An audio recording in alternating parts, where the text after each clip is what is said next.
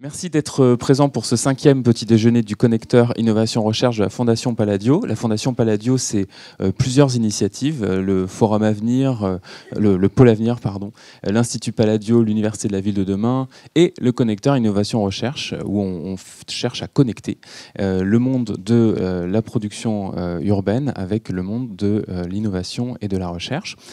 Nous allons, alors je vais faire très vite parce qu'on a un tout petit peu de retard, je vais présenter les présentatrices et conceptrices de ce petit déjeuner. Nous avons eu le bonheur de travailler avec Anne Verschave et Jeanne Varaldi. Anne Verschave conseille les entreprises, les aide à travailler sur comment est-ce que leurs projets culturels et artistiques peuvent être des leviers de leur engagement sociétal. Elle travaille notamment à accompagner 25 projets artistiques et culturels auprès d'acteurs de l'immobilier, d'acteurs de la ville, dans le cadre de la charte Un immeuble, une œuvre. Au-delà de Un immeuble, une œuvre, Anne travaille à conseiller les entreprises notamment dans leur stratégie de mécénat, dans leur stratégie culturelle, et elle a occupé différents postes de direction RSE et mécénat auprès de groupes de filières de l'immobilier. Jeanne Varaldi est consultante indépendante, urbaniste et artiste, est diplômée de l'école urbaine de Sciences Po. Et Anne, comme Jeanne, transcrivent un peu cette hybridation qu'on peut avoir entre art et pratique urbaine. Et je vais m'arrêter là, puisque ça va être l'objet même de toute notre discussion. Merci beaucoup d'avoir préparé ce petit déjeuner. Et je laisse la parole à Jeanne pour présenter nos invités. Merci beaucoup Étienne. Merci aussi à la Fondation Palladio pour l'accueil, Bertrand Defedo, Mathieu Garot, Lucie, toute l'équipe, ainsi qu'à Étienne et Anne pour l'appui à l'organisation. Alors, le sujet qui nous réunit aujourd'hui, c'est celui du lien entre art et production urbaine. Les passerelles, elles semblent évidentes puisque l'architecture en soi est considérée comme le premier art par le philosophe Hegel. Finalement, au sens large, on peut dire que tout acteur de la fabrique urbaine, promoteur, foncière, aménageur, exerce une forme d'art en façonnant nos villes et paysages. Et, à contrario, il y a des artistes dans ce panel. On peut dire que l'artiste s'apparente aussi au bâtisseur. Il travaille les formes, les lignes, transforme la matière et mobilise dans certains cas les matériaux de construction, on va le voir, le béton, le bois, le métal. Alors, comment est-ce que ces mondes se rencontrent? Comment mieux faire dialoguer projet artistique et production urbaine? Je vous propose de présenter les intervenants au fur et à mesure, leur laisser un premier temps d'échange pour qu'ils puissent présenter chacun leur approche assez spécifique de ces sujets. On aura quelques questions croisées et on va essayer d'aller assez vite aux échanges ensuite avec la salle. Donc Pascal Lebrun-Cordier, vous êtes directeur artistique, urbaniste culturel, également responsable d'un master spécialisé sur ces sujets à la Sorbonne. Ma première question, ce serait, est-ce que vous pouvez nous parler d'urbanisme culturel, puisque vous avez conceptualisé cette approche entre art et projet urbain? Il va nous présenter à la fois l'approche, les défis auxquels cette interaction entre art et projet urbain répond, et puis quelques exemples de projets pour que vous puissiez bien saisir ce type de dispositif. Oui, donc effectivement, j'ai une activité universitaire, et une activité de direction artistique avec des collectivités territoriales, notamment la ville de Montpellier, où j'organise l'ASAT, qui est un événement artistique, et Transat, qui est un programme d'urbanisme culturel. Alors, je vais répondre à votre question, qui était qu'est-ce que l'urbanisme culturel, très simplement, en présentant voilà, cette image qui définit un intermonde. J'emprunte cette notion à Fabienne Kemener, qui est une des figures de l'urbanisme culturel que connaît aussi Stéphane à ma droite. Et l'urbanisme culturel, c'est un territoire que nous sommes une petite cinquantaine peut-être en France à arpenter, à défricher, à essayer de définir les uns les autres, chacun avec nos sensibilités. Et comme vous le voyez sur cette carte, ce territoire évidemment se situe à la croisée des chemins entre le monde de l'urbanisme, le monde de l'art dans l'espace public, celui du développement local, de la politique de la ville, etc. Donc on est vraiment dans un territoire hybride où l'on cherche à développer une approche de la fabrique urbaine qui donne une vraie place aux artistes aux acteurs culturels, mais aussi bien sûr aux habitants. Donc la question, c'est celle du droit à la ville, des droits culturels. Et voilà, donc ce travail, nous le faisons depuis une dizaine d'années, comme je l'ai dit. Nous sommes de plus en plus nombreux, ce que cette image évoque. Et c'est aussi un secteur qui se structure de plus en plus avec des rencontres régulières. À Brest, par exemple, au mois d'avril, on se réunit pour traiter de la question de la trame, avec des formations, dont celle que je dirige, et puis beaucoup d'opérateurs, beaucoup de structures qui font du conseil, de l'AMO, de l'accompagnement, de collectivités territoriales, de promoteurs, d'aménageurs, etc. Voilà. Et ça, c'est pour essayer de définir ce territoire. Mais maintenant, je voudrais dire un mot des enjeux. Pourquoi développons-nous ces projets dans la fabrique urbaine? Pour essayer de promouvoir des villes à la fois plus vivables. Je crois que c'est l'enjeu commun à nous tous et toutes aujourd'hui. Des villes plus vivantes, mais surtout des villes plus vibrantes. C'est-à-dire des villes plus singulières, des villes qui nous troublent, des villes qui nous inspirent. Et cette notion me paraît capitale, sans exclure les deux premières. Mais aussi pour développer des villes sensibles, ce que j'appelle des villes sensibles. Je donne 3 définitions à cette notion du sensible. Une définition esthésique ou esthétique, c'est-à-dire une ville qui a plus de sensorialité, de saveur, de couleur. C'est ça la ville sensible, une ville qui augmente notre sentiment d'existence, qui l'intensifie. Mais c'est aussi la ville sensible dans une dimension éthique, la ville sensible donc aux plus fragiles, aux plus précaires, à celles et ceux qui habitent la ville, les enfants aussi. Moi, je travaille beaucoup sur la ville à hauteur d'enfants, par exemple. Et enfin, la ville sensible dans un sens politique, c'est-à-dire une ville du bien vivre, une ville qui va essayer de s'inventer autour de valeurs, de visions qui sont à l'opposé de la ville stérile, de la ville hostile, de la ville anonyme, des métropoles barbares dont parle Guillaume Faburel, par exemple. Donc je pense que c'est un enjeu pour l'urbanisme culturel. Et puis pour donner un troisième axe, je pense que l'enjeu aussi, c'est d'inventer la ville relationnelle. C'est-à-dire que nous avons hérité tous de la ville fonctionnelle, celle de Le Corbusier, celle qui est obsédée par les fonctions de circulation, de consommation, etc., qui les séparent d'ailleurs souvent. Et c'est tout le problème aujourd'hui des villes dont nous avons hérité du XXe siècle, pour aller vers la ville relationnelle, c'est-à-dire une ville qui met la question des relations au cœur de ces problématiques. Et je pense que l'art, les artistes, les acteurs culturels ont un rôle à jouer. Et la ville relationnelle, c'est celle qui ne dissocie pas l'urbe, c'est la civitas, dont nous parlaient les latins, c'est-à-dire voilà, la ville en dur et la ville au sens de la cité, de la sociabilité, des urbanités. La ville relationnelle, qui est le titre d'un livre que je publie avec Sonia Lavadino et Yves Ouinquin ces jours-ci, et où l'on développe une partie des thèses que je vais présenter. Mais pour être plus concret, et pour mieux répondre encore à votre question, Jeanne, je voudrais distinguer 2 façons de mettre de l'art dans la ville, ou de mettre la création artistique dans la fabrique urbaine. La manière, je dirais, dominante aujourd'hui encore, c'est la cerise sur le gâteau. L'œuvre est posée sur la ville, comme une cerise sur le gâteau. Donc ça, on a beaucoup d'exemples, parce que c'est la façon classique de faire. Donc le bouquet de Jeff Koons, qui est là, mais qui aurait pu être ailleurs, il est vraiment posé sur la ville, ce qui n'enlève rien à sa valeur intrinsèque, mais ce qui limite un peu, je dirais, la qualité du dialogue avec le contexte urbain. Donc voilà, on peut multiplier les exemples. J'ai mis Louise Bourgeois à Bilbao, devant le Guggenheim. Et puis j'ai même trouvé une cerise, réellement, qui est une cerise de Claes Oldenburg, qui est décédé il n'y a pas très longtemps d'ailleurs, à Minneapolis. Donc voilà, ça c'est le paradigme, je dirais, classique, qui est très intéressant, parce qu'il amène de la singularité, de l'étrangeté, de la poésie, du beau, enfin tout ce qu'on veut, dans la ville. Mais il y a une autre façon de faire, qui est plutôt celle que moi je développe, qui est la cerise, non pas posée sur la ville, mais qui est la cerise dans le gâteau. Voilà, la cerise artistique dans le gâteau urbain, dans le clafoutis urbain, c'est très différent comme paradigme. Il s'agit finalement de rentrer en dialogue avec les aménageurs, les paysagistes, les architectes, les élus, les promoteurs, et de trouver finalement des portes d'entrée, et principalement de travailler très en amont. C'est-à-dire, au lieu d'appeler l'artiste alors que la ville est faite, alors qu'un quartier est construit, pour qu'il intervienne et mette sa touche, sa cerise, encore une fois, sur la ville déjà faite, on va travailler très en amont. On va travailler dans l'un des temps de la production urbaine que j'ai présenté ici, le temps du diagnostic, de l'enquête. Donc là, on est vraiment très tôt dans le projet urbain, le temps de la concertation, le temps de la conception, le temps du chantier, éventuellement de la transition, etc.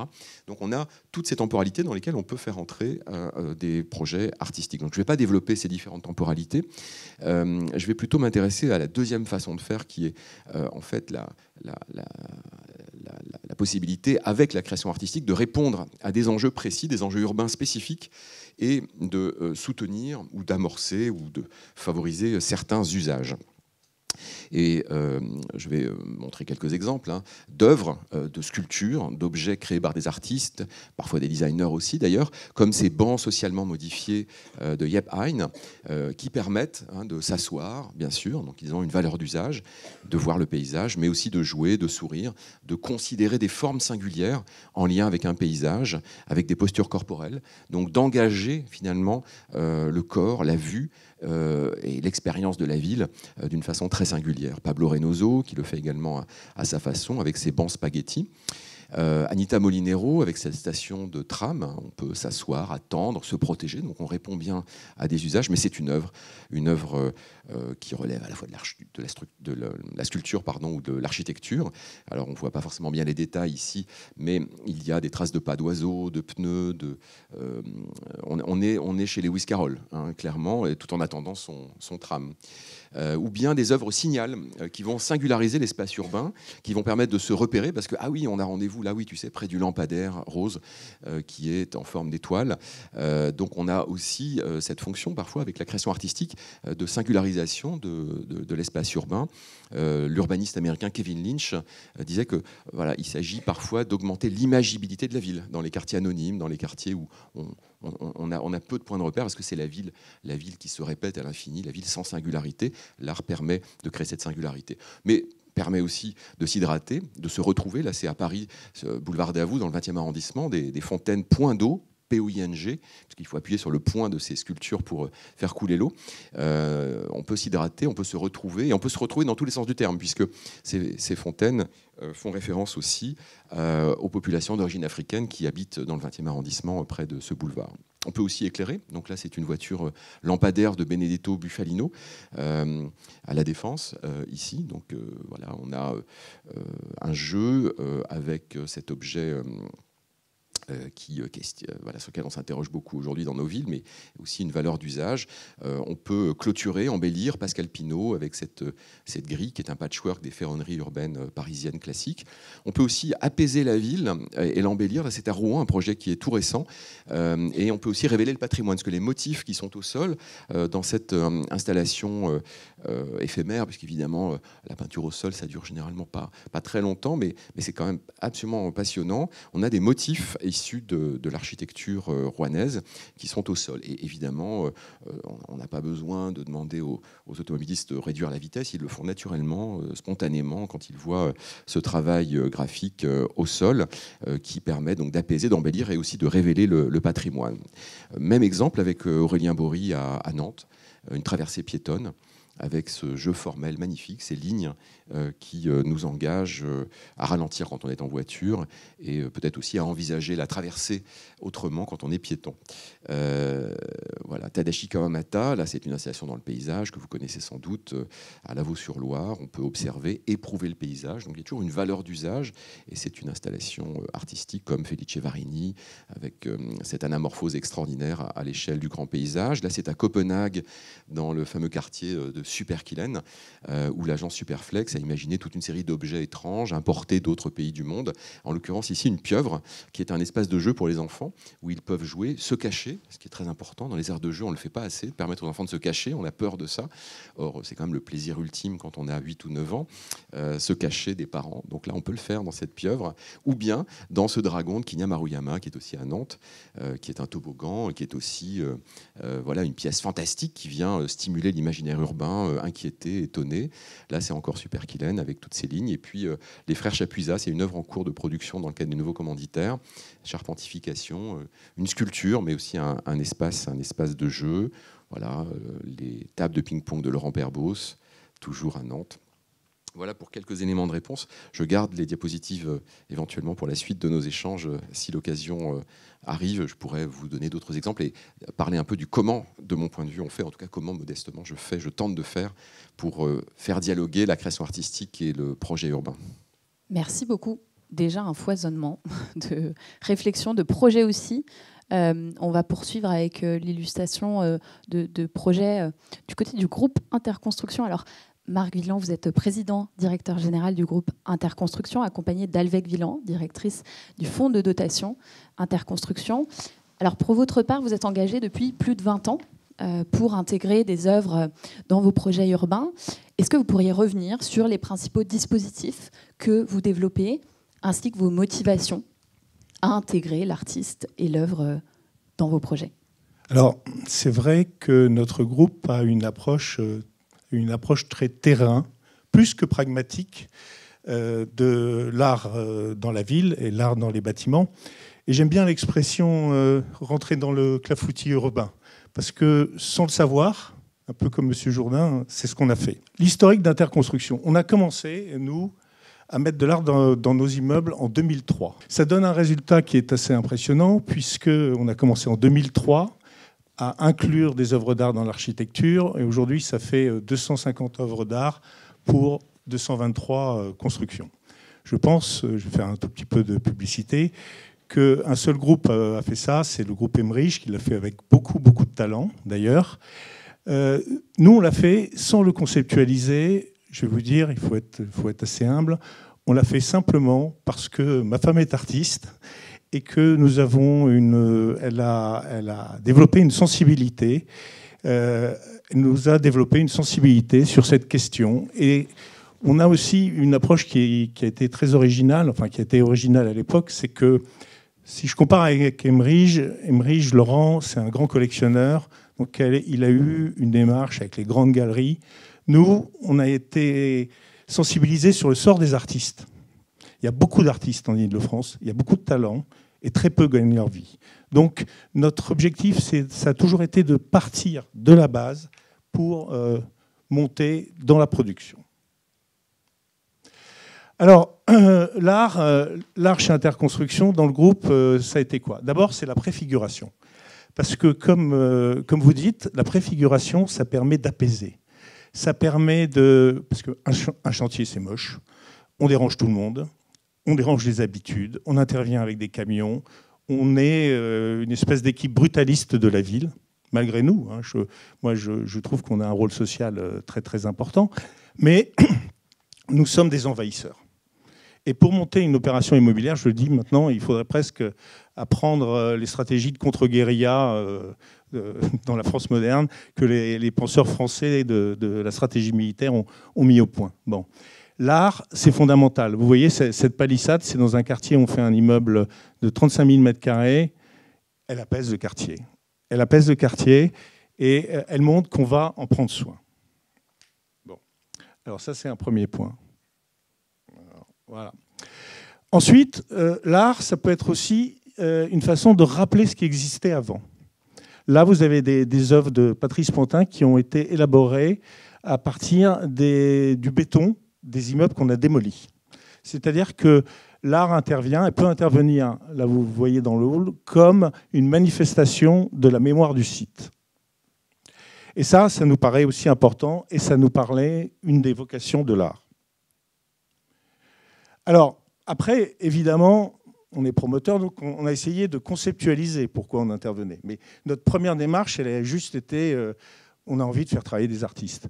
Alors, c'est d'abord un geste gratuit à destination des clients.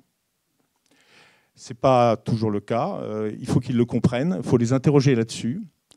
C'est donner une identité propre à un programme, ou même parfois à un quartier. On fait des sculptures dans l'espace public ou dans les opérations d'aménagement que l'on monte. C'est ce dont a parlé le premier interlocuteur, est très important, le rapport entre l'art et l'architecture. Nous, notre baseline, c'est l'art de bâtir. On l'a oublié pendant longtemps, ce rapport. Mais les Romains le pratiquaient très bien. Les fontaines romaines avaient un usage et étaient artistiques. On a oublié, on a séparé cette fonction d'usage et cette fonction artistique. et ça n'a pas été pour le mieux. C'est ensuite créer un espace intermédiaire entre l'espace public et l'espace privé. Voilà. L'espace public parfois est froid, il est agité. On arrive dans un espace semi-intime. C'est très important pour nous, on verra après, c'est promouvoir les artistes des territoires. Il y a beaucoup de talents et tous les talents n'ont pas de chance. Donc nous, on se voit comme un mécène, mais un mécène de la base. C'est-à-dire que vous pouvez nous appeler et vous aurez une chance. Et puis, alors là, le promoteur se réveille, c'est impliquer les politiques dans les projets. Aujourd'hui, les politiques ont tellement peur de l'acte de construire que inaugurer un immeuble, c'est compliqué. Inaugurer une sculpture, c'est quand même déjà mieux. Et finalement, cette sculpture, derrière, il y a un immeuble, il y a un travail. Alors, notre méthode, elle est simple. Alors, l'artiste est choisi ou ce qu'on va faire dès la conception du projet. Est-ce qu'on va faire une sculpture, une vidéo? On a fait des vidéos. Une peinture. Au moment du permis, avant le permis, quand on fabrique le permis, on pense à l'artiste. Après, il y a le choix de l'artiste. Alors, ça peut se faire, parfois, je le confesse, c'est le choix du prince, c'est-à-dire c'est moi qui choisis. Mais de moins en moins, je vous rassure. On est de plus en plus éthique. Il y a des consultations, il y a des comités, et il y a l'association des politiques. C'est ce que vous voyez en troisième point, un jury avec la ville et les promoteurs. Et puis, après, il y a une étape très importante, c'est la mise en place de l'œuvre avec tous les prestataires, tous ceux qui interviennent dans l'acte de construire. Et ça, c'est un travail, parce que souvent on choisit, mais la mise en place, il faut penser à la pérennité, il faut penser à sa place, il faut penser à sa place dans le clafoutis, et ça, c'est aussi très important. Alors, quelques œuvres iconiques, c'est sur le centre de recherche et de marketing d'Orange à Châtillon, quand même 75 000 m². Et vous verrez, on a eu quand même une expérience décevante à ce niveau-là.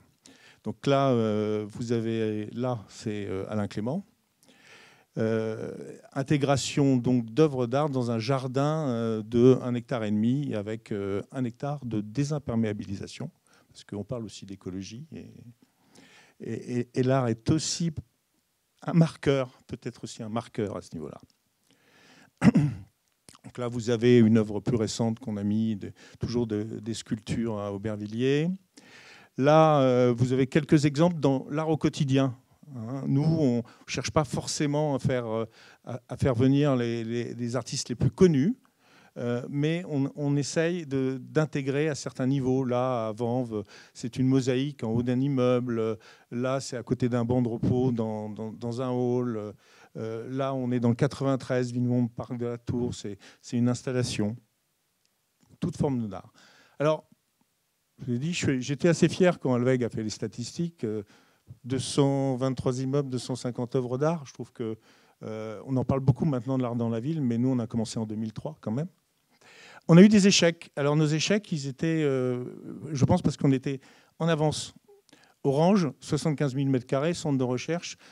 Vous savez que les parkings posent toujours un problème, donc on a essayé de les animer avec des archéo-optiques. Eh ben, le service d'entretien d'Orange les a laissés tomber. Et voilà. Et ces archéo-optiques s'allumaient, c'était sur l'histoire. Moi, j'aime beaucoup l'histoire, comme Bertrand d'ailleurs. Et donc, ça s'allumait dans les parkings, ça animait les parkings, et ils les ont laissés tomber. Comme ils ont laissé tomber d'ailleurs, on avait fait venir un artiste qui dessinait numériquement dans chaque cage d'ascenseur un dessin qui évoluait chaque jour. Le service ne l'a pas entretenu. Donc voilà, il y a quand même... Et pourtant, on avait parié sur Orange, parce que c'est quand même une entreprise technologique. Donc ça montre aussi qu'on ne peut pas tout faire, on ne peut pas aller toujours aussi loin que l'on voudrait là-dessus. Alors, pour parler de l'extension, parce que on a bien vu que l'art et l'approche de la ville est de plus en plus globale, pour les urbanistes, pour les artistes, comme pour les opérateurs. Cet art dans la ville nous a amené à une extension. Et je laisse Alveg en parler. Alors, donc notre politique d'inclusion d'œuvres d'art a eu un tel succès qu'on a voulu fonder un fonds de dotation en 2019 pour favoriser d'une part les talents sur le territoire d'Île-de-France, mais aussi pour pérenniser notre présence dans les villes. Donc, l'objectif de ce fonds est de soutenir des projets sportifs, écologiques, artistiques, qui ont une vraie valeur d'engagement pédagogique et d'interrogation. Donc, la dynamique transversale, c'est l'éducation. Donc, l'éducation dans le sens pour permettre la progression des individus, c'est-à-dire la progression des individus au sens large, c'est-à-dire permettre aux individus de s'interroger, mais aussi de participer et de façonner la ville de demain. Donc, les projets que nous soutenons sont d'ordre éducatif, sportif et artistique, comme je vous l'ai dit. Pardon. Hop. Donc je vais vous montrer plusieurs exemples, notamment le premier exemple, c'est le concours Lilo Sculpture que nous avons fondé en 2021 en collaboration avec l'association Alage sur une friche industrielle sur l'île Saint-Denis, appelée Lilo, donc sur la pointe nord de l'île Saint-Denis.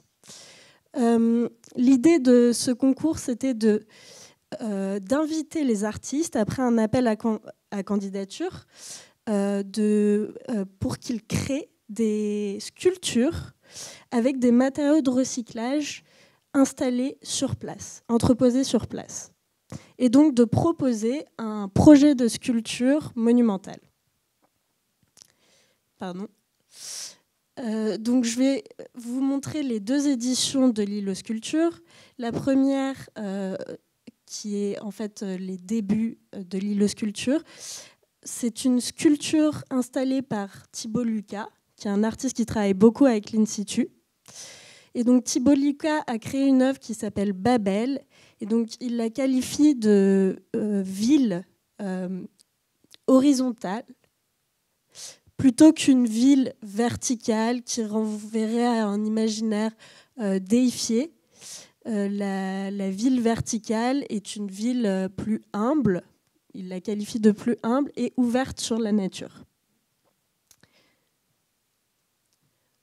Ensuite, nous avons l'édition 2022 qui est à voir sur site aussi, qui est le tuyau de la liberté, une sculpture de plus de 3 mètres de haut, réalisée par Séverine Nubar.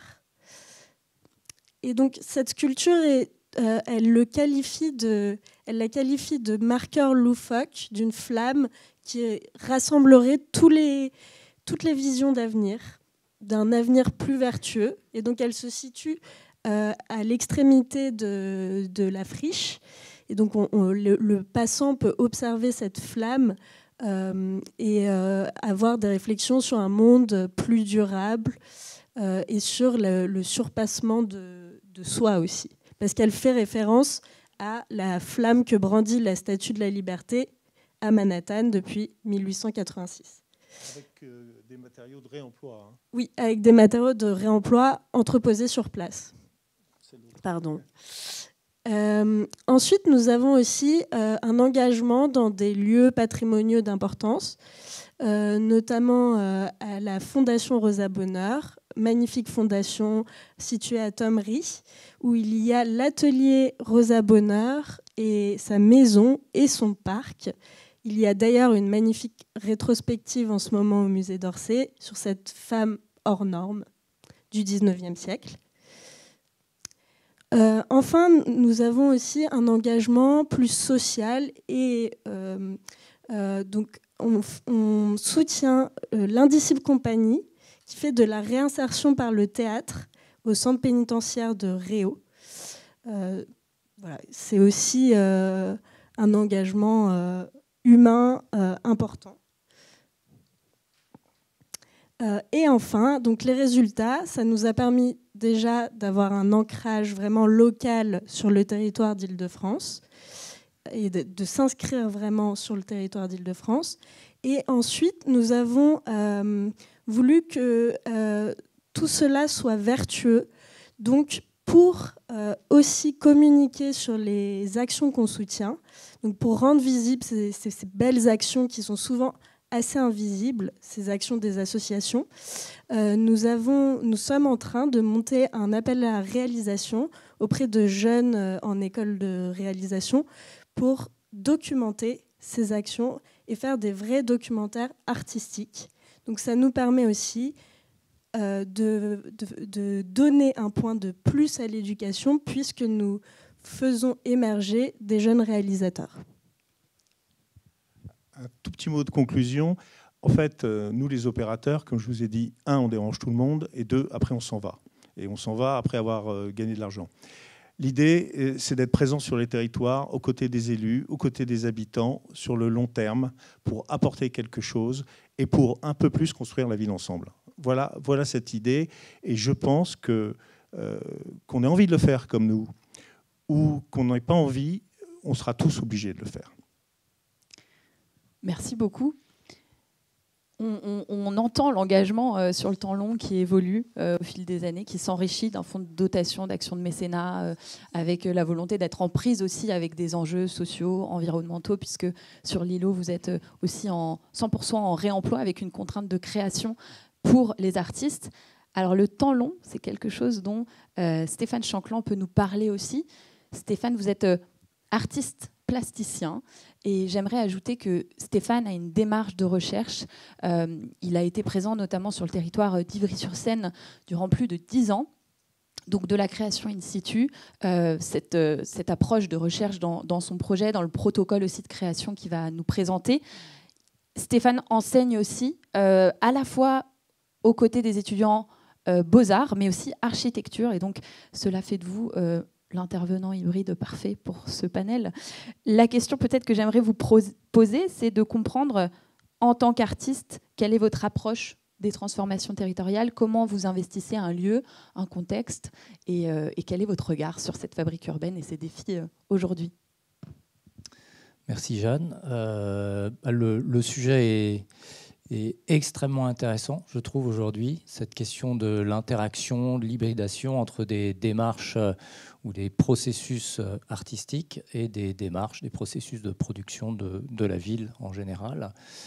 Et c'est peut-être intéressant de le poser dans ces termes-là, c'est-à-dire que quand on oppose ou quand on essaie de concilier la notion d'œuvre d'art et la notion de ville ou d'acte de construction, peut-être qu'il y a quelque chose qui ne marche pas tout à fait. En tous les cas, moi, c'était mon expérience en tant qu'artiste. J'ai eu une formation en école d'art, un atelier, fait des expositions en centre d'art et en musée. Et puis, je ne sais pas exactement pourquoi, mais un intérêt pour la question de terrain, le terrain, la ville, comme source d'inspiration, peut-être aussi comme destination de certaines productions. Et puis, quand ça se faisait, le sentiment que quand on met une œuvre d'art dans la ville, il y a quelque chose qui cloche. C'est comme si, en fait, elle aurait été mieux dans le musée. Elle est conçue finalement pour un white cube, ce qu'on appelle un espace fait pour l'art, c'est-à-dire on a enlevé tout le reste. On a enlevé les parasites spatiaux visuels, on a enlevé l'histoire spécifique du lieu, on a enlevé, bref, tout ce qui peut gêner l'acte de contemplation de l'œuvre pour soi. Et donc, quand on vient avec ce logiciel-là, qu'on ne se rend pas tout à fait compte, mais c'est avec celui-là qu'on travaille en tant qu'étudiant, puis que jeune artiste, etc., à chaque fois qu'on pose quelque chose dans la ville est une gêne, en fait. Et ça, c'est dérangeant et c'est contre-intuitif, parce que par ailleurs, la ville est très intéressante, source d'inspiration, etc. Donc, comment concilier ce paradoxe, finalement ?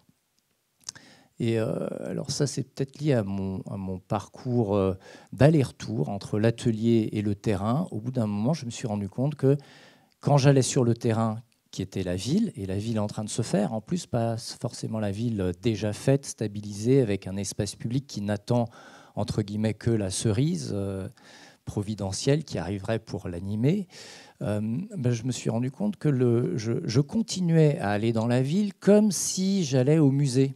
La ville n'est pas le musée. La ville n'est pas un white cube. La ville est pétrie de mutations permanentes qui font qu'on a le mauvais logiciel quand on vient. Enfin, en tous les cas, moi, c'est la remarque que je m'étais faite. Et j'ai réalisé qu'à un moment, peut-être qu'on peut aborder la ville et la ville en transformation comme un atelier plutôt que comme un musée. Et quand on fait ça, ça change tout.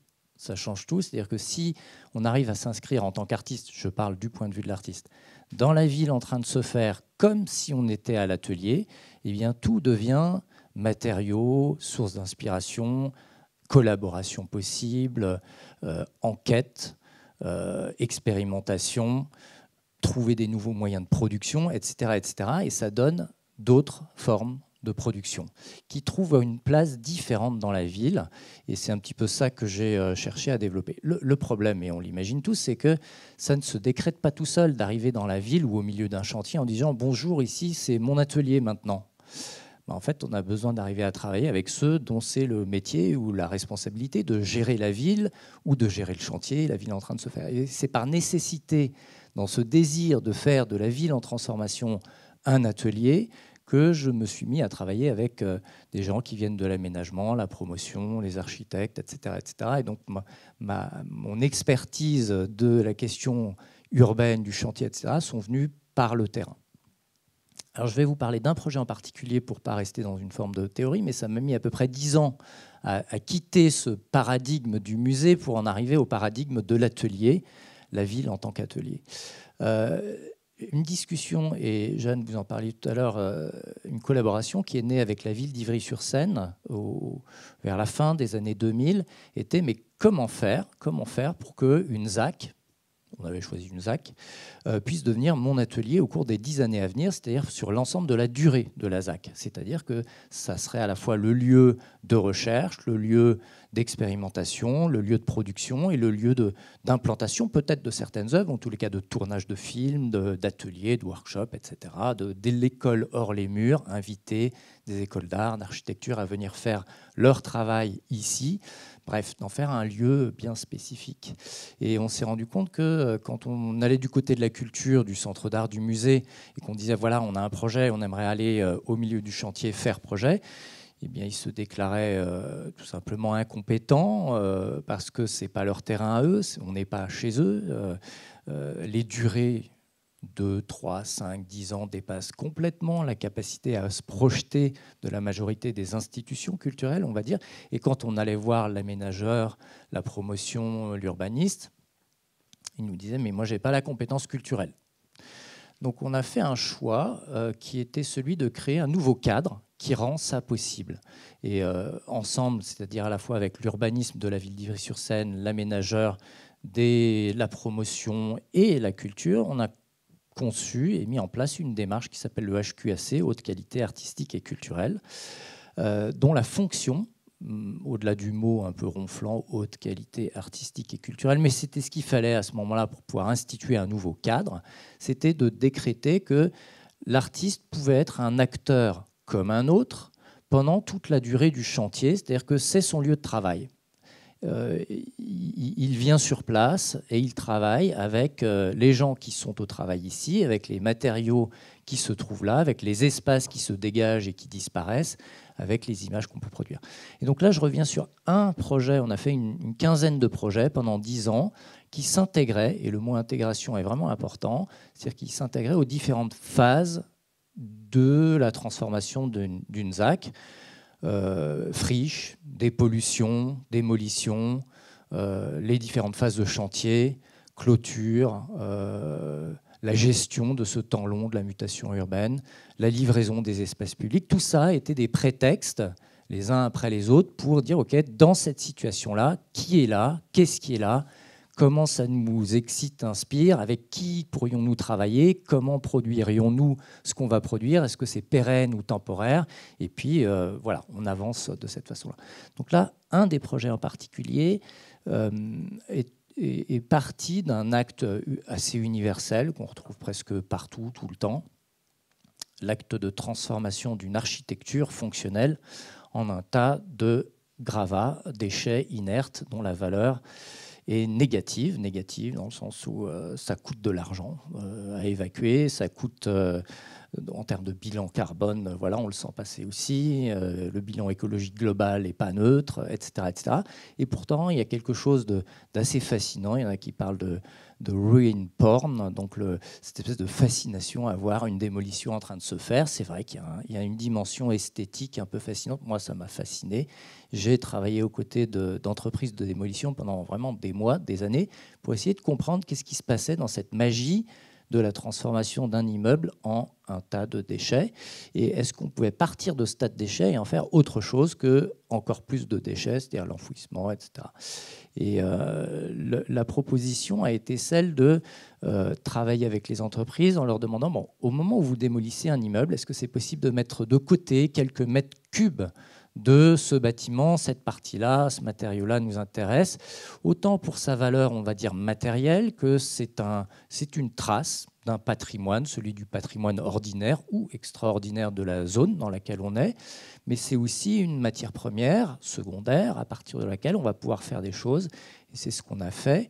Donc récupérer les gravats, les concasser, après les avoir triés, on les concasse, pour les transformer en granulats, qu'on va ensuite mélanger à un nouveau liant hydraulique et les recouler, ici volontairement en strates. Les couleurs qu'on voit sont celles des pigments qu'on a obtenus à partir du concassage fin des briques, des bétons, des pierres calcaires naturelles, etc., etc. Et on va les recouler pour faire une sorte de roche anthropique, qui fait penser à de la strate géologique, mais qui est de la strate artificielle urbaine.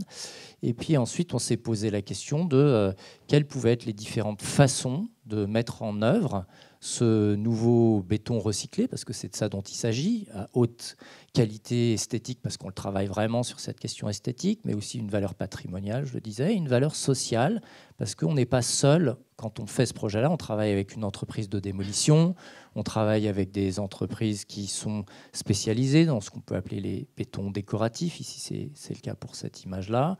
Et puis, on invite des gens qui sont des non-professionnels, mais qui sont, pour une raison ou une autre, attachés à cette situation de transformation, parce qu'ils sont habitants, parce qu'ils sont riverains, parce qu'ils sont futurs habitants, parce que dans leurs études, la question du matériau ou la question de l'espace public ou la question de la création les intéresse.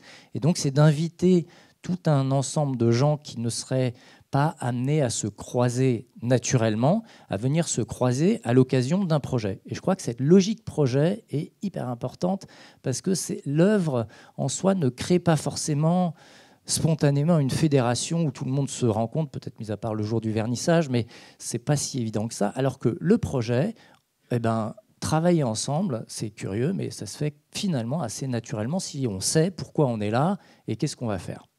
Donc ça, malheureusement, je n'ai pas beaucoup de slides pour vous le montrer, notamment cette dimension plus sociale, interaction par le travail, mais chaque objet qu'on a créé a eu son avant, son pendant, son maintenant et son plus tard. Et je crois que ce marbre d'ici, c'est comme ça qu'on a appelé ce matériau, fait à partir d'un matériau qui ne vaut rien, le déchet, pour l'ennoblir, l'en faire un nouveau marbre urbain, on va dire, a une dimension sociale extrêmement importante. Je n'ai pas commenté les images pour dire d'où elles venaient, mais peut-être pour conclure juste cette courte présentation, de dire que chaque nouveau projet marbre d'ici est unique. Les sites dans lesquels on va intervenir produisent leur propre typologie de déchets inertes qui entretiennent des relations spécifiques à leur histoire urbaine, mais aussi géologique, on va dire. Le béton, c'est du sable, c'est du gravier de rivière ou c'est du concassé qui vient de quelque part. Donc le gravat aussi nous renvoie à des temps qui sont des temps de l'histoire urbaine et des temps géologiques profonds, le temps profond. Et donc c'est une fantastique occasion de s'intéresser au monde au sens large du terme. Et puis après, il y a la question de qu'est-ce qu'on va en faire. Et donc là, ça permet de s'intéresser à tout ce qui est les différents métiers en lien avec la transformation urbaine, que ce soit le maçon ou l'artiste ou l'architecte ou le BTP. Et puis ensuite, il y a la question de la forme et l'usage. quoi destine-t-on cet objet dans la ville à venir? Donc c'est aussi de se projeter dans un avenir. On va en faire quoi demain? Ça servira à qui? À quoi? Pourquoi? La question de la forme, bref. Je m'arrête là, mais peut-être le site internet, j'en ai pas donné l'adresse là, mais c'est marbred'ici.org, vous donne un aperçu de comment, à travers un matériau totalement générique et universel, le gravat, on arrive à créer quelque chose de spécifique et d'investi par à la fois les professionnels et les amateurs, le monde de la ville et de la transformation urbaine au sens large, et la dimension artistique et culturelle. Merci. Merci beaucoup. On entend aussi une grande diversité, voire complexité dans le jeu d'acteurs, évidemment, que vous connaissez tous pour être a priori partie prenante de ces projets urbains. Donc, il y a le promoteur, le mécène, il y a la maîtrise d'ouvrage, la maîtrise d'œuvre, l'artiste, le directeur artistique, l'usager, le riverain. Peut-être une première question croisée pour croiser vos perspectives respectives, ce serait de comprendre, selon vous, comment se fait cette acculturation entre artistes et acteurs de la fabrique urbaine et comment on pourrait aller plus loin aujourd'hui dans les compétences nécessaires, les rôles à jouer pour faciliter cette intégration de l'art dans la ville. Est-ce que, Pascal Lebrun, vous souhaitez vous lancer? Oui, je veux dire une chose assez évidente à laquelle on est très vite confronté, c'est qu'on ne parle pas tous la même langue. On n'a pas les mêmes référentiels et il est essentiel justement de faire entrer dans ce jeu d'acteurs des interprètes et des polyglottes qui parlent un peu la langue de l'urbanisme, qui ont une connaissance des questions techniques dont tu viens de nous parler, Stéphane, qui ont aussi une capacité à être en lien avec les habitants, avec la société civile. Bref, cette diversité des langues suppose des intermédiaires. Donc je plaide effectivement pour ce que je fais et aussi la formation que je dirige. C'est-à-dire qu'on forme justement des intermédiaires pour cet intermonde de l'urbanisme culturel.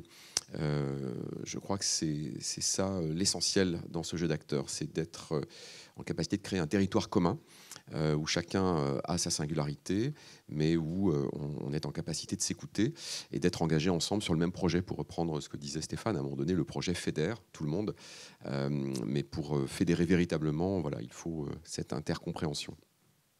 Merci. Et Marc Villand, vous mentionniez aussi parfois les difficultés auxquelles vous pouvez faire face. Est-ce que pour vous, il y a des besoins de renforcer certaines compétences, certaines approches? Je vais caricaturer un peu. Oui, on ne parle pas tout à fait la même langue, encore que, et on parle des langues. Mais dans le sujet de la fabrique urbaine et de l'art dans la ville, il y a quelqu'un qui ne parle jamais. C'est l'administration.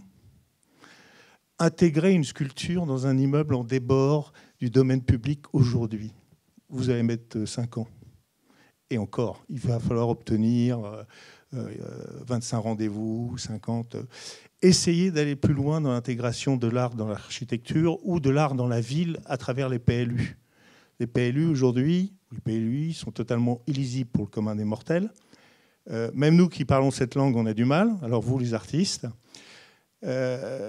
on construit nos PLU comme en 1960. On est encore dans le zoning. Alors cette ville globale qu'on appelle tous, je pense que malgré nos différences de langue, on peut les apprendre, mais il y a une grande muette. Et cette grande muette, elle n'est jamais questionnée. D'ailleurs, elle n'est pas présente ici. Je suis désolé, mais elle n'est pas présente. Et elle n'est jamais présente, elle n'est pas très souvent présente dans la fabrication de la ville. Et je pense que tous ces gens qui parlent des langues différentes ont des intérêts communs et une vision commune. Et il va falloir plaider pour ça. D'ailleurs, on voit un tout petit exemple. Le 1% est devenu un 0 n'importe comment. Il ne mobilise plus les foules. Qu'est-ce qui mobilise les foules? Qu'est-ce qui va mobiliser les gens? C'est des gens comme vous. C'est des gens comme vous. C'est des initiatives, quelque part, intellectuelles, individuelles. Il y a quand même plus. Ou comme nous, quelque part. Hein. Donc, il y a quelqu'un, moi je pense, qui est sur la route et il va falloir qu'elle prenne le train. c'est notre façon de faire la ville à travers la réglementation et cette grande muette qui est l'administration urbaine. Merci. Peut-être un dernier éclairage par Stéphane avant de laisser la parole à la salle. Vous avez étudié pas mal, creusé les contours juridiques, les contraintes techniques autour de vos projets pour intervenir sur le chantier. Alors évidemment, vous ne représentez pas la voix de l'administration, mais je pense notamment à votre travail autour du protocole Marbre d'Issy avec le CERIB, Centre technique industriel. Est-ce que vous pourriez nous parler en effet de cette difficulté et complexité, tout en ayant un message porteur d'espoir pour les artistes, mais à s'intéresser au chantier, à intervenir dans un cadre très contraint? Ouais, alors il y a une double approche, je crois. La première approche qui m'est venue, c'est effectivement face à tant de législation, d'empêchement, d'impossibilités, etc. La tendance a été d'aller chercher, mais quels sont les endroits où personne n'en a rien à faire et finalement où on peut jouir d'une grande liberté dans les formes, dans la façon de, etc.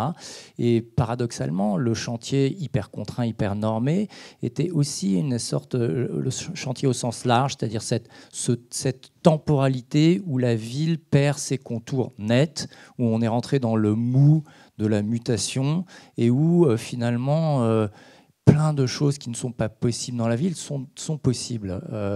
Robert Smithson, donc un artiste américain, en partie à l'origine du land art, disait « Les chantiers à New York sont les derniers théâtres du réel ». Et c'est vrai que moi, cette phrase-là résonnait incroyablement. En fait, dans une situation de chantier, c'est comme si la rigidité de la ville, à la fois formelle et normative, en tous les cas, c'était le cas dans les années 70, ce n'est pas tout à fait le cas aujourd'hui, mais il y a des poches d'expérimentation possible parce que justement, on n'est pas dans une ville où déjà tout est fait. Donc ça, c'était une option, c'est de dire, visons ces endroits où en fait, il y a un désintérêt parce qu'il y a de la liberté à l'endroit du désintérêt.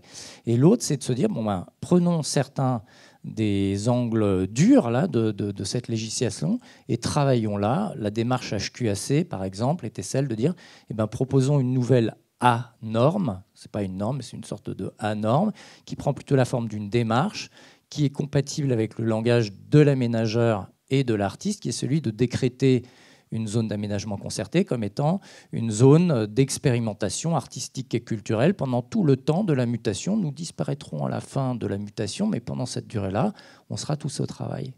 Et effectivement, encore plus dur, c'est un moment de se dire, il y a des règles très très strictes sur le béton recyclé et la capacité, le droit à le mettre en œuvre dans la ville.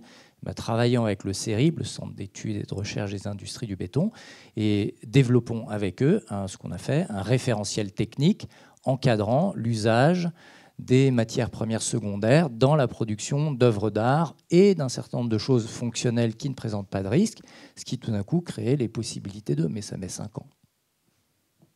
Merci beaucoup. Il y a une première question au fond de la salle. Oui, on vous amène un micro. Duport, j'ai été dans l'administration, je suis donc parmi les coupables que vous avez évoqués, mais j'ai fait travailler des artistes dans ma vie. Et je voulais insister sur une question que le premier intervenant a un peu évoquée, ou le second en évoquant le cas d'Orange, et qui, à mon avis, me paraît être un problème extrêmement important. C'est celui de la durée et c'est celui de la maintenance. Car ces œuvres d'art, ce travail artistique dans la ville, il a souvent été initié par un maire, par un promoteur, mais au bout de 5 ans, 10 ans, 15 ans, ce maire, ce promoteur n'est plus en situation de responsabilité. Les œuvres d'art ne sont pas entretenues, quelle que soit la nature de ces œuvres d'art, et elles se dégradent. Je prends un exemple concret, parce qu'il se trouve que j'ai connu l'artiste Chamaille Habert, de la fontaine de la place de Catalogne à Paris, qui était pour moi une œuvre urbaine, une œuvre d'art dans la ville superbe, un grand disque solaire sur lequel l'eau s'écoulait. Cette œuvre d'art n'a pas été entretenue. Au bout d'un certain temps, elle s'est dégradée. Au moment où elle s'est dégradée, on s'est aperçu que le coût de sa restauration serait tout à fait élevé. Cette œuvre a été démolie. L'artiste est mort, elle a été démolie, et on va la remplacer par quelques arbres au milieu de la place de Catalogne. Je n'ai rien contre la nature dans la ville, mais je voulais insister sur ce point par rapport à la démarche qui est la nôtre. Il faut que nous la situions dans la durée et que nous protégions que nous veillons à la façon dont l'œuvre d'art dans la ville va être maintenue, entretenue et en permanence développée. Ça me paraît vraiment une question tout à fait essentielle. Sinon, ça continuera à être des interventions ponctuelles qui seront renouvelées périodiquement et qui, à mon avis, n'iront pas jusqu'au bout de la logique qui est celle que nous voulons défendre à Palladio et vous à travers vos interventions, pour lesquelles je suis complètement et totalement d'accord, quelle que soit la nature des interventions que vous avez présentées, à mon avis, toutes très intéressantes. Vaste sujet. On pourrait y passer à nouveau 1 heure. Merci beaucoup. Est-ce qu'il y a des éléments de réponse, partage? Oui, moi, je veux bien réagir. Je trouve que votre point de vue est vraiment intéressant. En tous les cas, il soulève un endroit qui, comme on dit, cloche quelque part. C'est-à-dire qu'on se donne beaucoup de moyens, on fait beaucoup d'efforts pour implanter une œuvre d'art et puis, dans la ville. Et puis après, le temps passe, la ville change, les choses disparaissent. Ce qui peut peut-être interroger la question de temporalité. C'est-à-dire, est-ce qu'il y a quelque chose, une graduation peut-être plus nuancée entre l'instant, une performance dans la ville qui dure 1 heure, et puis l'œuvre d'art pour toujours, pour les 1000 ans qui n'existent pas, de la ville. Et peut-être qu'on peut se poser la question, nous on se l'est souvent posé, c'est si on fait cette action-là, on considère qu'elle aura fait sa vie au bout de combien de temps? Est-ce qu'on accepte qu'une production puisse être limitée ou se situer dans une temporalité qui ne veut pas dire que quand elle disparaît, on n'en a pas pris soin, etc. C'est qu'elle a fait son temps quelque part. Et donc d'inclure la notion de durée, autant la question de l'avant, d'où vient l'œuvre, d'où viennent les matériaux, qui a participé à, jusqu'au moment où on l'inaugure. Ok, on l'inaugure et on se projette sur une durée, mais qui est une durée mesurée, limitée, qui correspond à un choix et pas simplement advienne que pourra, c'est pour toujours, et puis au bout de 10 ans, quand ça disparaît, c'est une catastrophe. Mais de se dire, elle a son rôle à jouer pendant 10 ans, puis après, on passera sans doute à autre chose, parce que la ville sera aussi passée à autre chose. Donc c'est une vraie question, je trouve qu'elle est très intéressante. Oui, moi j'ajouterai un tout petit mot. On va vers ça. La ville de Paris a lancé le programme Embellir Paris il y a quelques années. Et la durée maximale des projets, c'était 5 ans. Et c'est intéressant, ça. On est en train d'envisager la possibilité de faire des œuvres à durée éphémère limitée. Deuxièmement, on doit pointer la responsabilité de celles et ceux qui lancent ces commandes. Et donc l'importance dans les cahiers des charges de spécifier les matériaux, de préciser effectivement ce qu'il en est de l'entretien, de mettre des budgets d'emblée intégrés à la production de l'œuvre liée à sa maintenance et son entretien. Cette question des appels à projets est fondamentale. Et sur les 2 projets que j'ai faits ces dernières années avec appel à projets, justement, on a pris soin de spécifier que l'œuvre devait être créée en respectant les principes de la décarbonation de la production culturelle énoncés par le Sheet Project, et puis sans électricité, sans électronique, ce qui effectivement est la garantie d'un échec certain. On lance d'ailleurs aujourd'hui avec Ville in Vivo, le réseau que je coordonne, avec la SERM, la Société d'aménagement de Montpellier, un appel à projet pour un parc à Montpellier, où ces prérequis sont clairement affirmés pour éviter tout désappointement. Oui, alors d'abord je vous rassure, je ne suis pas anti-fonctionnaire, j'ai un fils qui est flic. Donc je pense qu'on doit remettre en cause notre réglementation d'une façon globale, et j'appelle moi un PLU numérique en 3 dimensions, élaboré avec les artistes, les politiques et les professionnels. Et je n'ai pas peur de dire et les professionnels. Vous avez raison, la pérennité c'est un problème. Mais c'est un problème général, la pérennité de nos immeubles. Moi, je pourrais démolir des immeubles que j'ai construits. Et je viens de démolir un immeuble qui a 15 ans. Voilà. Et alors, que certaines œuvres d'art soient éphémères, oui, parce que on est dans moins de prétention, on est dans j'accompagne mon époque, mais que certaines soient pérennes, parce que quand une œuvre d'art se dégrade, c'est maintenant la ville qui se dégrade. C'est l'image qu'on a de son environnement, voire de soi, qui se dégrade. Et ça c'est grave. Mais là, je pense que c'est un problème sur lequel on a tous un effort colossal à faire, et nous, les constructeurs, les premiers, parce que ce qu'on fait n'est pas assez pérenne aujourd'hui, en tout cas dans la construction. Bonjour, Johanna Calaf. C'est un peu dans la suite de ce que vous êtes en train de dire. Justement, heureusement, il y a des acteurs comme vous qui ont commencé à mettre de l'art il y a un moment.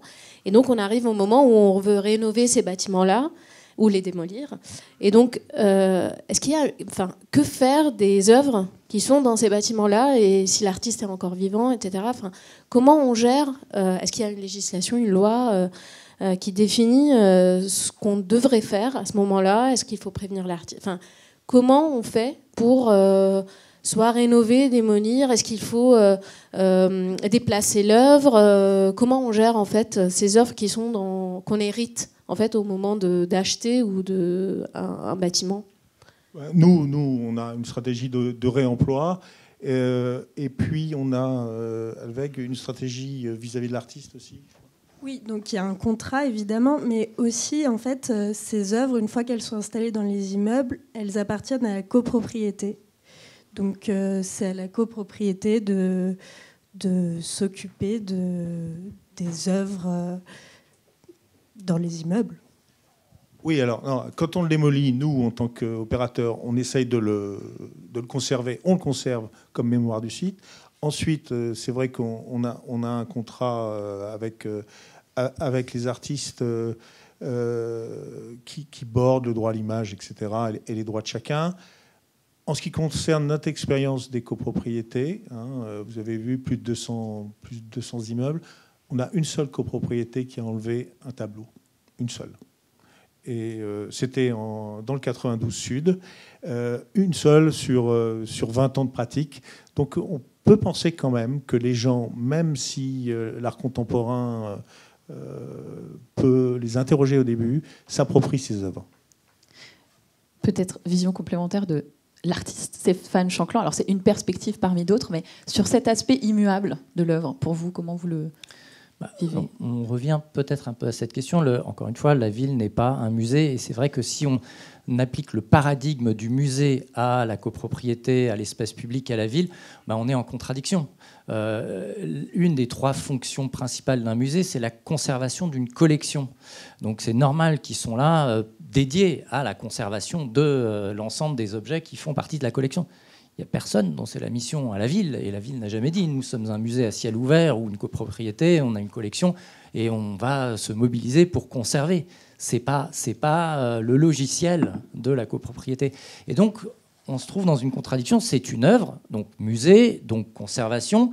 C'est une copropriété, elle vit, elle évolue, donc on est typiquement entre deux eaux. Et alors là, il n'y a pas de règle, c'est qu'est-ce qui a été contractualisé, l'artiste est-elle vivante ou pas, peut-on la rencontrer, est-ce qu'elle accepte de reprendre son œuvre, de la transformer, d'en faire une autre, etc., etc. Toutes les options sont possibles, mais je crois que ça se discute en l'absence d'un cadre. On est typiquement entre deux eaux. Bonjour, Ariane Dinstag. Juste une petite précision sur le droit d'auteur. Le droit d'auteur est très clair là-dessus. Il est composé de 2 volets. Un droit des patrimoniaux et des droits moraux. Les droits moraux sont incessibles, inaliénables. Donc effectivement, si l'auteur a prévu une pérennité, il faudra lui demander son avis, même s'il y a une copropriété et que des choses ont été réglementées contractuellement, on va dire, ou contractées par écrit. La propriété intellectuelle définit clairement un droit d'auteur qui, lui, va demander l'autorisation de l'auteur. Pour revenir à votre question. C'est un échange avec l'artiste obligatoire, avec une durée donnée, bien sûr, d'accord, et saisi en droit si les choses ont été notées sur ce point-là. D'accord. Merci. On a également une question, premier rang. Oui, bonjour. Je suis Nathalie de Coster, je suis sculpteur. Et je pense qu'en rapport avec ce qui a été évoqué sur la pérennité des œuvres, il est parfois très utile de prévoir en amont justement l'entretien des œuvres et leur pérennité, parce qu'elles font aussi partie de l'histoire de l'art. On peut parler d'artistes très connus, type Louise Bourgeois ou d'autres artistes qui font partie du patrimoine mondial de l'art. Et en se projetant sur des œuvres de ce type, on pourrait imaginer qu'il serait tellement triste de laisser abandonner les sculptures et ne pas les entretenir. Et je pense qu'on a tous une responsabilité, nous en tant qu'artistes et les opérateurs avec qui on travaille, à prévoir en amont justement cet aspect de pérennité, les notices d'entretien, les perspectives de ce qu'elles peuvent devenir en cas de destruction d'un immeuble, effectivement de les transporter, de les réintégrer, mais aussi dans l'urbanisme, mettre en place une responsabilité des opérateurs des lieux qui les gèrent, quoi. Et je pense qu'effectivement, il faut bien insister là-dessus. J'y ai été confrontée, bien sûr, sur de nombreuses œuvres urbaines que j'ai fait dans différents lieux. Et c'est un sujet auquel il faut vraiment se pencher. Sur lequel il faut vraiment se pencher, pardon. Tout à fait. Et il y a d'ailleurs un protocole de maintenance d'œuvres d'art dans tous les contrats lorsque l'on installe des sculptures monumentales ou des tableaux dans les halls d'immeubles. On en prend soin. Merci pour vos interventions. Moi, j'avais une question plutôt sur les usagers ou les gens, quand vous avez parlé d'œuvres d'art qui ont une valeur utile ou un usage dans l'espace public. Comment est-ce qu'on définit quels vont être les usages des œuvres et dans quelle mesure est-ce que ça répond directement à des besoins exprimés? Est-ce que vous avez des processus un peu de co-construction avec les usagers ou comment est-ce que eux peuvent interagir avec ces œuvres plutôt dans la conception et puis ensuite après peut-être donner leur avis au fur et à mesure de la vie de l'œuvre dans l'espace public? Merci. Merci Marine. J'ajoute une dimension à la question, on en a parlé juste avant, mais les territoires parlent énormément de design actif en ce moment, donc l'aspect fonctionnel aussi de l'art. Quel est votre regard, peut-être Pascal Lebrun, sur ce point? Oui, alors c'est vraiment le cœur de ce que je cherche à faire. Donc tout commence par l'enquête. Là, le projet que je mène à Montpellier, depuis septembre, début septembre, on enquête dans un parc. On observe, on est là le matin, l'après-midi, le soir, le week-end, la vie du parc. Ensuite, on interroge les enfants, les promeneurs de chiens, les riverains, ceux qui n'entrent pas dans le parc, ceux qui le traversent en ayant un peu peur, ceux qui, au contraire, jouent, se cachent, les amoureux qui s'embrassent dans le vallon, etc. etc. On enquête. Et ce travail prend du temps. On a convaincu la ville de Montpellier de nous donner ce temps-là. La ville attendait une œuvre tout de suite et une œuvre que je choisisse moi. Et moi, j'ai dit non, on va faire une enquête d'abord. Et ensuite, c'est pas moi qui vais choisir. On va constituer un groupe d'habitants. Donc, on a créé il y a 2 semaines un CAP, Comité des Amis du Parc, avec des habitants de tous âges. On a veillé à avoir une vraie diversité. Je suis allé rencontrer la semaine dernière le conseil municipal des enfants. Je leur ai expliqué la démarche. Il y a une école qui va se construire à côté du parc. Donc, on intègre des enfants à notre comité des Amis du Parc. Et ce comité, on a rédigé avec lui l'appel à projet qui est publié ces jours-ci, comme je l'ai dit tout à l'heure, sur le site de la CERM. On a spécifié dans cet appel à projet les ressources du territoire, du parc, son histoire. Il s'appelle René Dumont. Qui était René Dumont? Qu'est-ce qu'il y avait avant? Un parking, etc. Pourquoi ce parc est un vallon?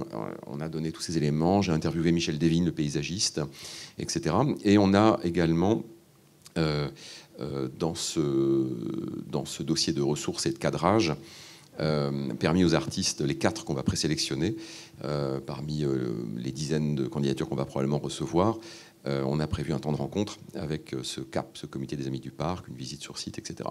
Et donc, ces habitants sont associés du début à la fin du projet, et le choix sera collectif. Et tout se jouera dans la discussion, la négociation, l'échange, la confrontation des points de vue. Et il est possible, mais pas certain, que l'œuvre réponde à des besoins, que l'œuvre ait une valeur d'usage. C'est pas certain. On ne sait pas encore quel usage. On a identifié, nous, 4 axes prioritaires dans le cadre de notre enquête. On ne sait pas lequel sera retenu par les artistes, les 4 qu'on va présélectionner.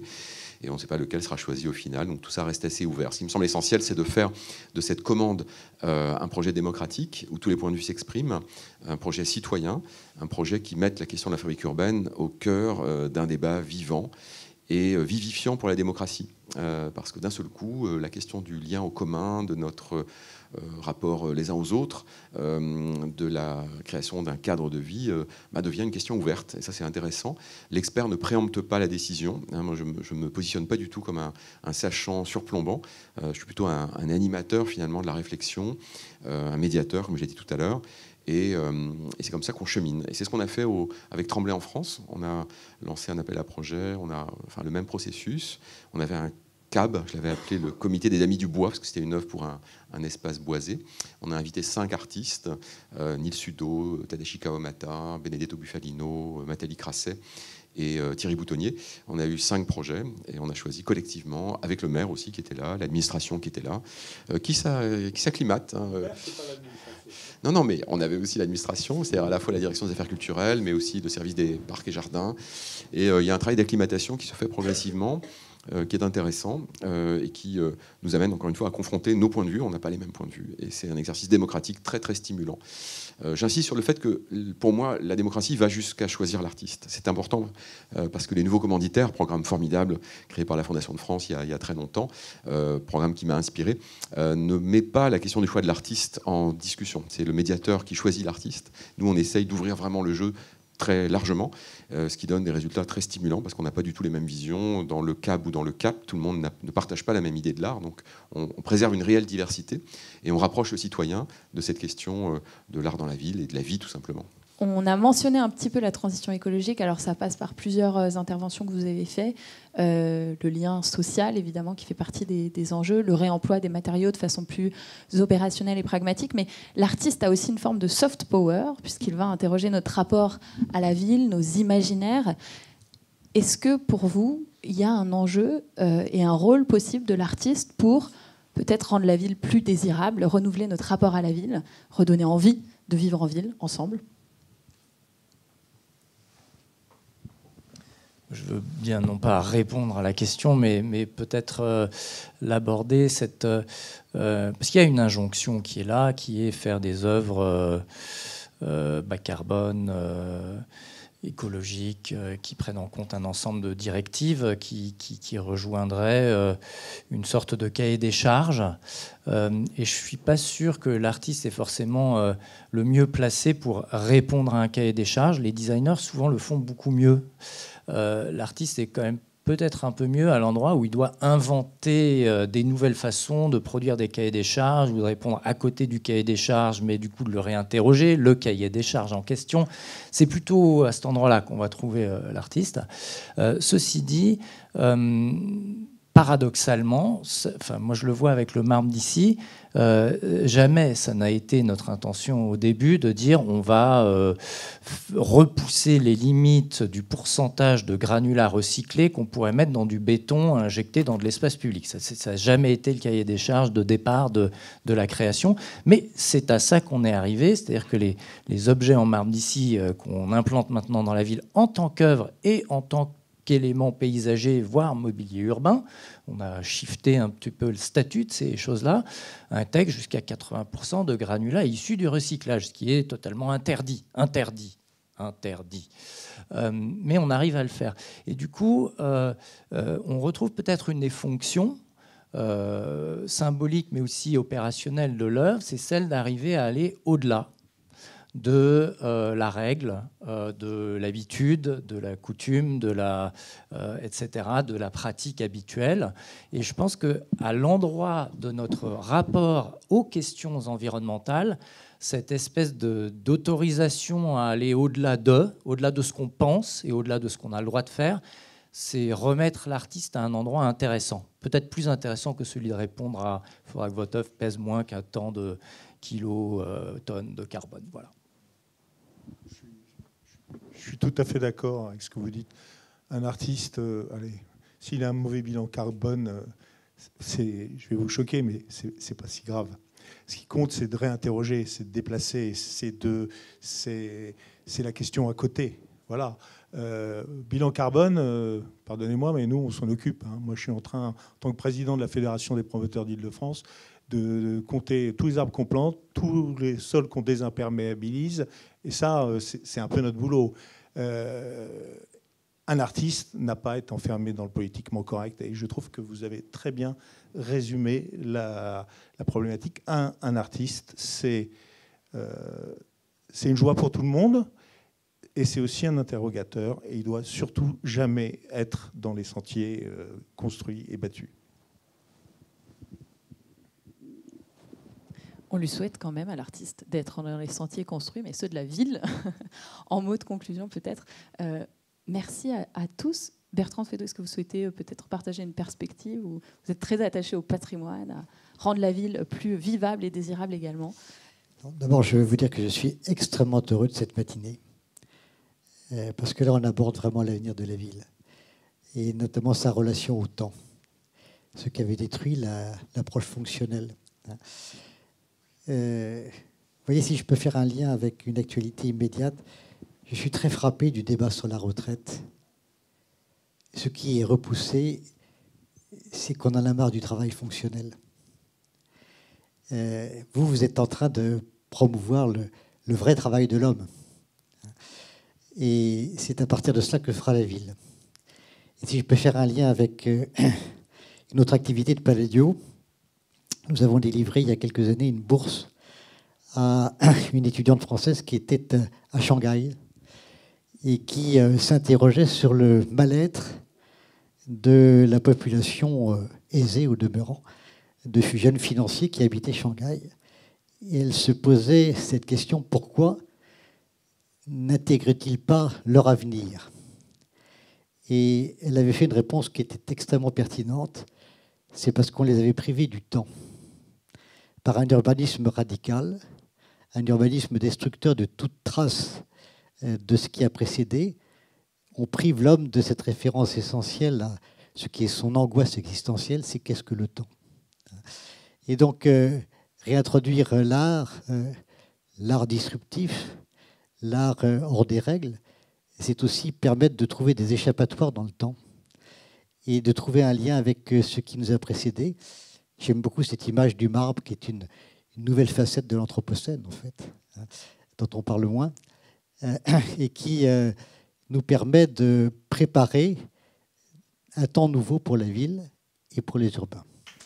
Merci.